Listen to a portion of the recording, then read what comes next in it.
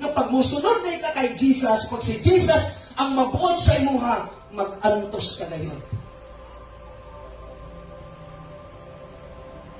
Pag wala ka mag-antos, sukwahin na sa kabubuton sa Ginoo. Kaya nga naman, si Apostol Pablo, di pa akto sa Ginoo dito sa Damascus, akto kaya nga dito sa Ananias. Mooy mag-istorya sa imuha, mooy magpahibalo sa imuha, kung unsay angay ni mong buhaton.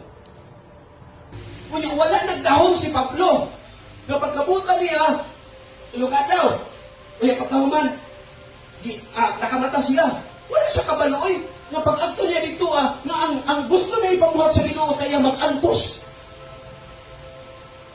Na pag-ingon ka sa Ginoo, pangalagad na mo kaya mag-antos ka. O sa kayo response ni mo? Na, ngayong si God, okay, biyaya ang tanan. Pangalagad na ko.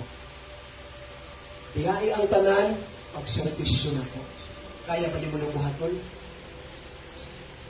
Nang nahitabo kay imo hamang kaugali mong pagbuot-buot ang gusto ni mong buhaton. Dili pagbuot sa Ginoo.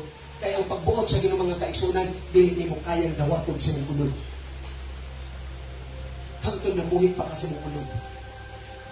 Pero pag nabuhi ka spiritually, mga kaigsunan, musugot kag sa dili mong mando ang Diyos ni mo kung sa dapat ni mong buhaton. Anak din dapat ni mong buhaton.